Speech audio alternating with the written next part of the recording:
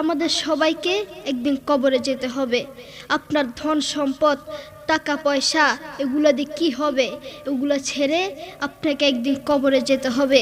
তার একটা দৃষ্টান্ত দিলে বুঝতে পারবেন। অস্ট্রেলিয়ার একজন যুবক যার নাম আলী বানাত, এখন নেটে সার্চ দেন ALI আলী BANAT বানাত।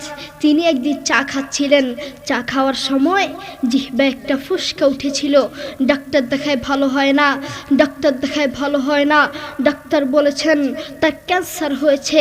ক্যান্সারের 4টি স্টেজ রয়েছে, প্রথম, দ্বিতীয়, তৃতীয়, চতুর্থ স্টেজ, জীবনের শেষ স্টেজ।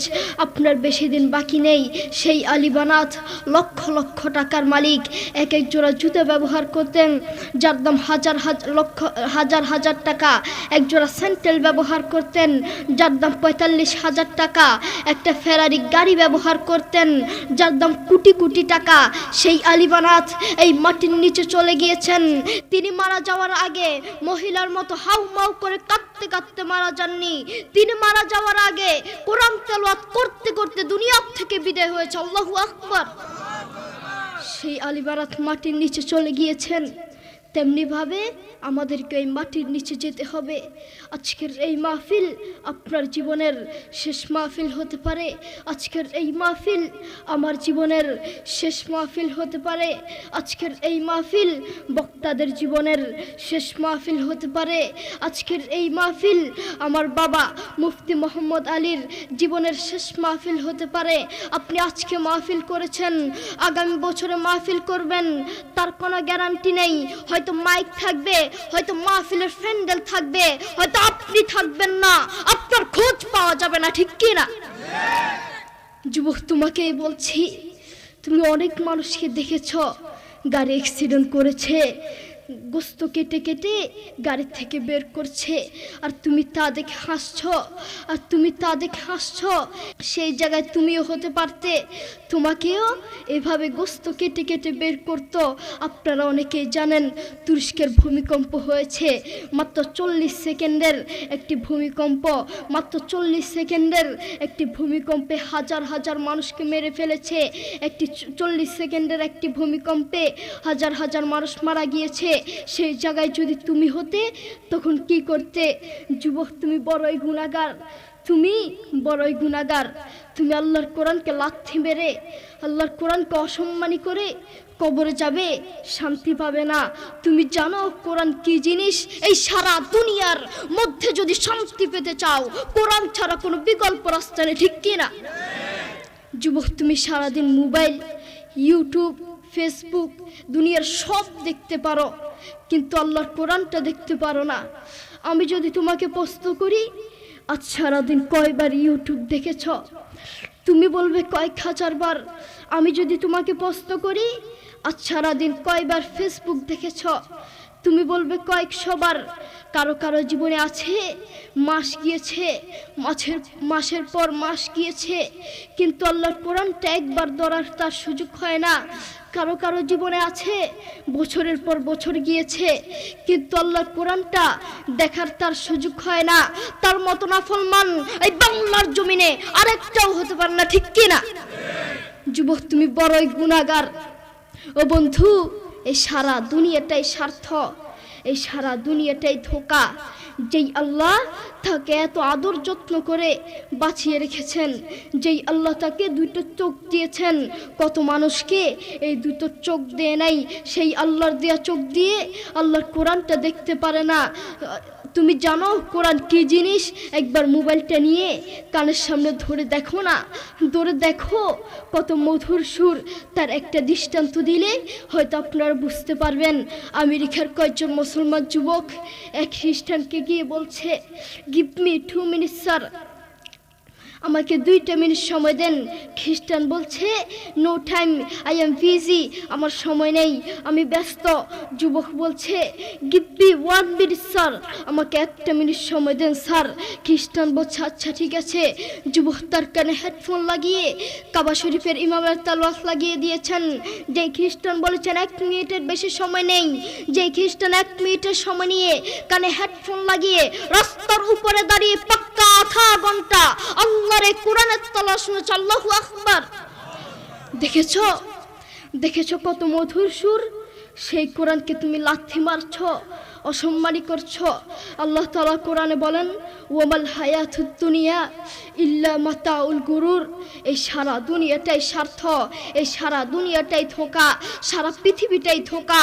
বউ বলেন, সন্তান বলেন, যতদিন ক্যারিয়ার আছে ততদিন বউয়ের ভালোবাসা, যতদিন ক্যারিয়ার আছে ততদিন সন্তানের ভালোবাসা, যতদিন ক্যারিয়ার আছে ততদিন শ্বশুর শাশুড়ির ভালোবাসা। আর ক্যারিয়ার ধ্বংস, কাছের বন্ধু শত্রু হয়ে যাবে, ঠিক কি না?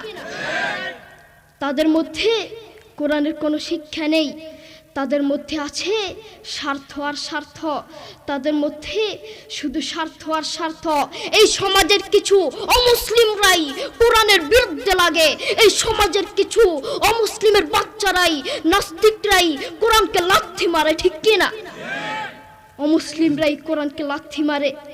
আপনি বাপ, আপনার ছেলের খোঁজ নিয়ে দেখেন, আপনার ছেলে ব্রাজিলের জন্য দোয়া করে।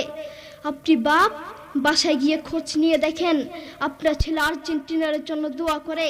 আসার সময় দেখলাম এক পাগলা দোয়ার আয়োজন করছে।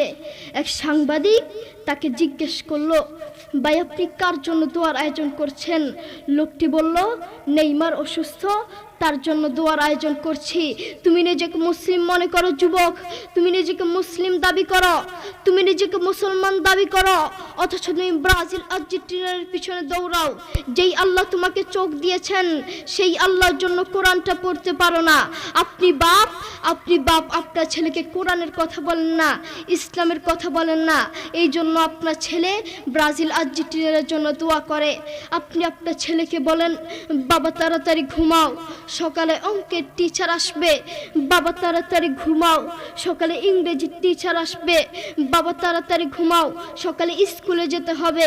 আপনি নাফরমান মা আর বাপ অঙ্কর কথা বললেন, আপনি নাফরমান মা আর বাপ ইংরেজির কথা বললেন, আপনি নাফরমান মা আর বাপ একবার বলেন নাই, একটা বারও বলেন নাই বাবা তাড়াতাড়ি ঘুমাও, সকাল উঠে কোরআন পড়তে হবে।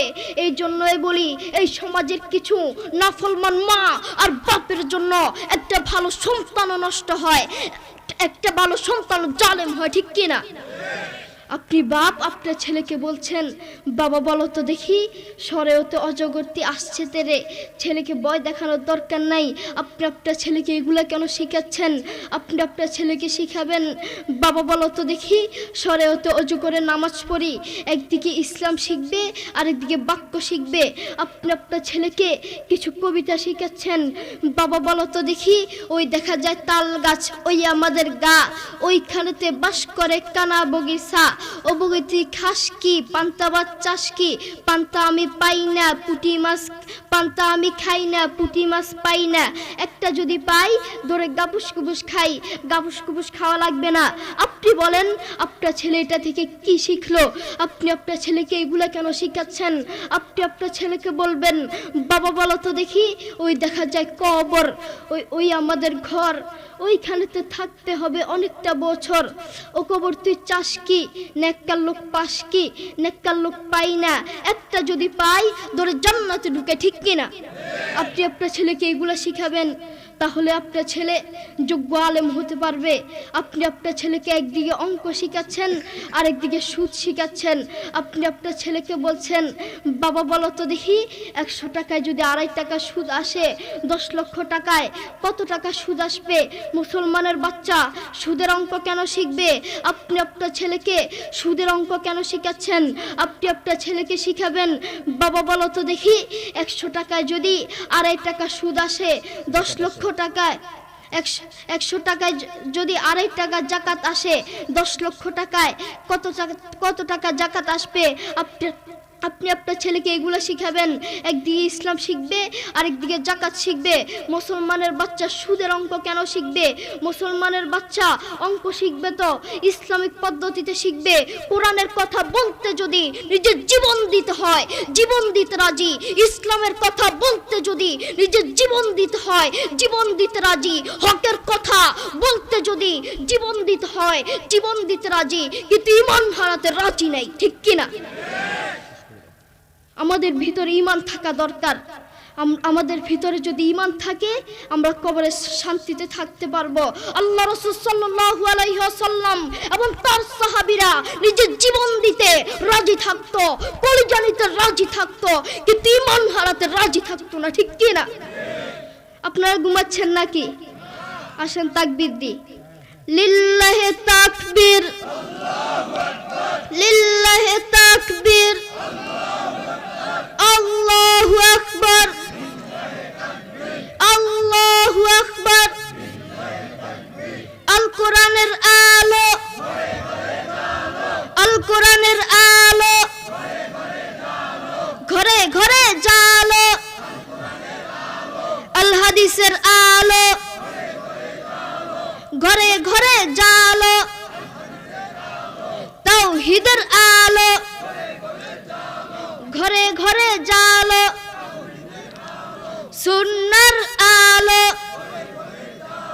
ঘরে ঘরে জালো। মূল কথা বলতে চাচ্ছি, আমরা যদি কবরে শান্তি পেতে চাই ঈমানদার হতে হবে, কোরআন পড়তে হবে। আল্লাহ তাআলা আমাদের সবাইকে বুঝার তৌফিক দান করুন। ওয়া আখিরু দাওয়ানা আলহামদুলিল্লাহি রাব্বিল আলামিন। ওয়াসসালামু আলাইকুম ওয়া রাহমাতুল্লাহি ওয়া বারাকাতুহু।